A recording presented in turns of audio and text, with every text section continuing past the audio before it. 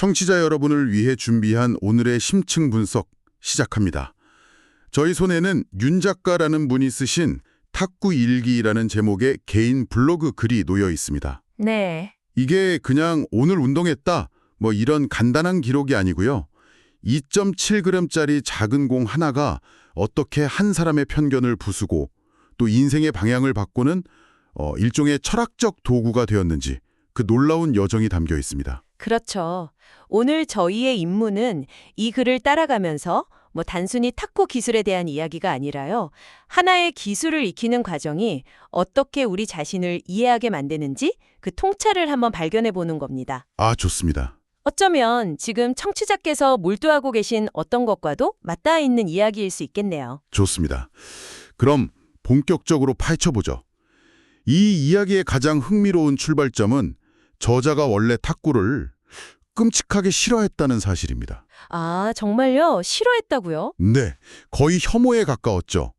글을 보면 저자는 원래 산악자전거, 그러니까 MTB에 인생을 건 사람이었어요. 아, MTB요? 네, 그냥 취미 수준이 아니에요. 2년 동안 백두대간을 자전거로 종주하고요. 와, 심지어 부산에서 서울까지 그 480km를 24시간 안에 무박으로 완주할 정도였으니 이건 거의 프로 선수급의 열정인데요. 그렇죠. 그런데 여기서 첫 번째 인생의 변곡점이 등장합니다. 아, 어떤 거죠? 2012년에 사랑하는 아들이 태어난 거죠. 아하. 이게 단순히 시간이 부족해지는 문제가 아니었을 거예요. 그렇죠. 주말마다 산으로 떠나던 그 자유로운 영혼이라는 정체성 자체를 내려놔야 하는 순간이었겠죠. 맞습니다. 그렇게 인생의 한 챕터가 강제로 닫히면서 본인은 전혀 원하지 않았던 새로운 문이 아주 빼꼼 열리게 된 겁니다. 그게 바로 탁구였군요. 바로 그 문이 탁구였는데 처음엔 문틈으로 쳐다보기도 싫었던 것 같아요. 네네. 본인 표현을 빌리자면 2.7g짜리 공을 쫓아다니는 사람들을 공만큼이나 작고 우습게 여겼다고 아주 솔직하게 털어놓습니다. 와, 그렇게까지 생각했다고요? 사나이라면 최소한 450g짜리 축구공은 차야지 하는 약간 마초적인 편견이 있었던 거죠. 그랬던 사람이 어떻게 탁구에 빠지게 된 건가요? 근데 그렇게 완고했던 마음을 움직인 계기가 정말 재밌습니다. 네. 어떤 위대한 깨달음 이런 게 아니었어요. 바로 교회 탁구대회 4강전에서의 패배. 아, 패배요? 네.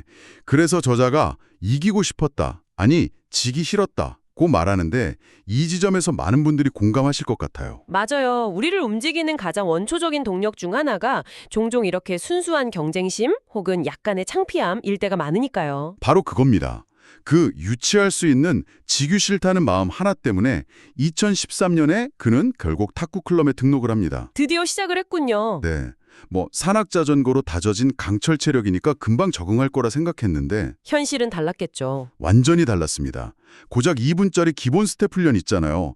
좌우로 왔다 갔다 하는 푸덕 훈련. 네네. 거기에 완전히 나가떨어진 거예요. 아, 이 지점에서 우리가 탁구라는 운동의 본질을 좀 엿볼 수 있는 것 같아요. 어떤 점이죠? 흔히 팔로만 하는 운동이라 생각하기 쉽지만 사실은 쉴 새 없는 잔걸음으로 무게중심을 이동해야 하는 그야말로 하체 운동의 정수거든요. 맞아요. 저자는 이 과정을 군대 유격 훈련에 빗대면서 피가 솟고 알이 배고 이가 갈리는 11개월이었다고 표현합니다. 산악자전거가 지구력의 스포츠였다면 탁구는 순발력과 민첩성의 세계였던 거죠.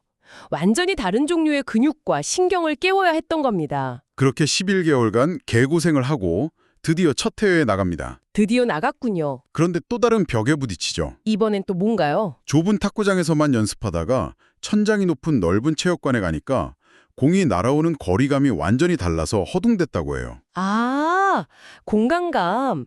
그럴 수 있겠네요. 여기에 상대방이 구사하는 생전 처음 보는 역회전 서브나 핀플러버 같은 이상한 장비 앞에 그냥 속수무책으로 무너집니다. 아, 핀플러버가 나왔네요. 이게 뭔지 잠깐 짚고 넘어가면 좋을 것 같아요. 네, 설명해 주시죠. 탁구채에 붙이는 고무를 러버라고 하는데 보통은 표면이 매끈하거든요. 그렇죠. 근데 핀플 러버는 표면에 오돌토돌한 돌기가 잔뜩 나 있어요.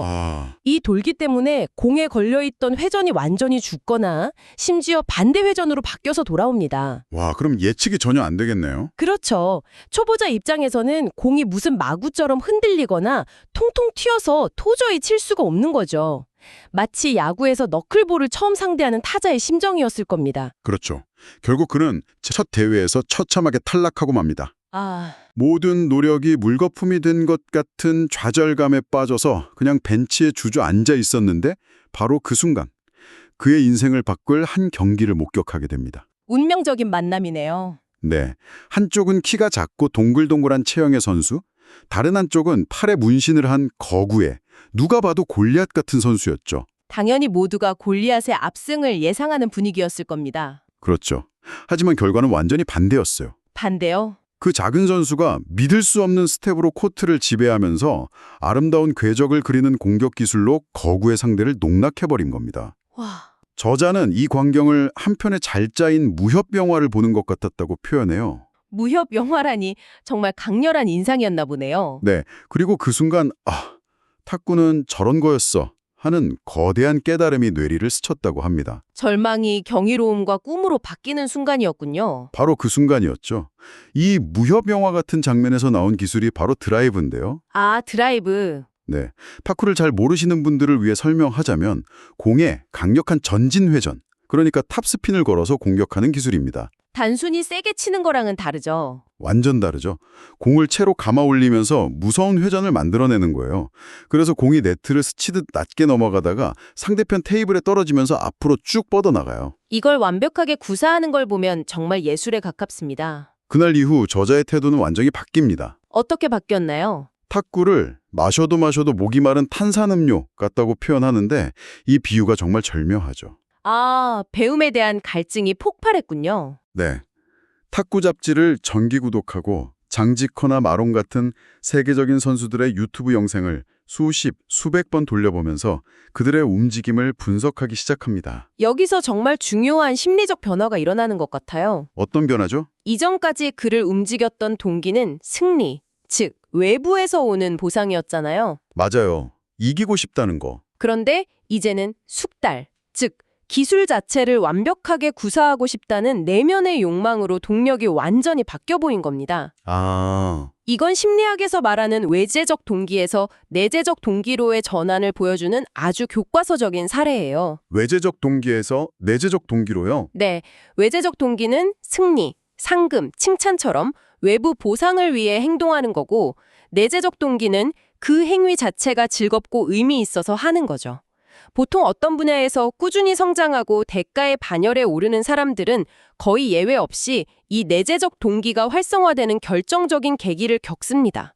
저자에게는 그 무협 영화 같던 경기가 바로 그 스위치였던 셈입니다. 맞아요. 그 결과 그는 더 이상 이기고 지는 것에 집착하지 않게 되었다고 말합니다.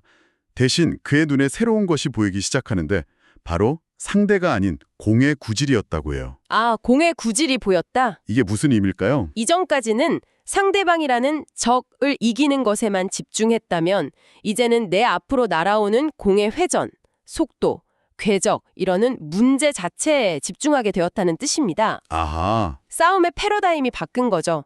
상대를 증오의 대상으로 보는 게 아니라 다양한 문제를 내주는 파트너로 인식하기 시작한 겁니다. 이건 엄청난 관점의 전환이에요. 그러자 패배의 의미도 달라졌겠네요. 을 가르쳐주는 쓴 보약으로 여기게 된 거죠. 그렇게 패배를 통해 배우고 배운 것을 연습해서 실력을 쌓고 꾸준히 대회에 나가 승급을 거듭합니다. 그러면서 탁구라는 세계의 광대함을 온 몸으로 깨닫게 돼요. 어떻게 말이죠? 처음엔 1년만 바짝하면 웬만한 고수들과는 겨룰 수 있을 거라 자신만만했지만 3년이 가까워지자 10년이 지나도 어림없겠다는 겸손한 깨달음을 얻었다고 고백해요. 아, 이건 소위 알면 알수록 더 모르겠다는 경지인데 어떤 분야에 진심으로 깊이 들어가 본 사람만이 느낄 수 있는 감각이죠. 맞아요. 자신의 실력이 늘수록 가야 할 길이 얼마나 더 멀리 있는지가 비로소 보이게 되는 역설이네요. 글의 후반부로 넘어가면 저자의 이야기는 단순한 운동일지를 넘어서 삶의 철학으로 확장됩니다. 네. 그는 탁구를 이렇게 정의해요. 인생이란 여정에서 늦게 만난 값진 친구라고요. 와, 정말 멋진 표현 아닌가요? 그렇죠. 여기서 탁구는 완벽하게 인생의 축소판이 됩니다. 그는 시합에 나가는 목적을 재정의하는데요. 우승이 목표가 되어서는 안 된다고 말합니다. 우승이 목표가 아니면 뭐가 목표죠? 시합의 진정한 의미는 세상에 존재하는 다양한 구질의 공을 직접 만나고 그 경험을 내 몸에 쌓는 것이라고요. 아, 우승은 그저 그 과정에 충실했을 때 덤으로 따라오는 선물일 뿐이라는 거죠. 이건 비단 탁구에만 해당되는 얘기가 아닌 것 같습니다. 맞아요. 우리가 인생에서 겪는 수많은 경쟁이나 도전도 마찬가지 아닐까요? 합격이나 승진 같은 결과에만 집착하면 과정이 고통스러워지지만 그 과정을 통해 내가 무엇을 배우고 성장하는지에 집중하면 결과에 상관없이 의미를 찾을 수 있다는 지혜와 정확히 맞닿아 있습니다. 그리고 저자는 이 값진 지혜, 이 친구를 자신의 아들에게도 물려주고 싶어 합니다. 2012년에 태어나 그의 인생을 바꿔놓았던 바로 그 아들이요? 네, 아이들이 온통 스마트폰 게임과 자극적인 미디어에 빠져있는 세상에서 자기 아들만큼은 땀 흘리며 2.7g의 작은 공과 씨름하는 건강한 사람으로 자라주길 바라는 아버지의 마음이 정말 절절하게 느껴집니다. 글의 마지막 문장이 정말 압권입니다. 어떤 문장이죠? 아들이 자라서 생각 없이 쏟아지는 미디어 세상을 향해 통쾌한 포핸드 드라이브를 날리고 스마트폰 게임에만 빠져있는 친구들의 나태함에 강력한 백드라이브를 거는 그런 존재감 있는 사람으로 살아가길 바란다고요. 와, 정말 인상적인 마무리네요. 처음에는 교회 대회에서 지기 싫다는 아주 사소하고 개인적인 동기에서 시작된 이야기가 한 세대를 넘어 다음 세대를 위한 깊은 소망과 철학으로 확장되는 순간입니다. 맞습니다. 작은 탁구공 하나가 만들어낸 엄청난 서사의 완성이죠.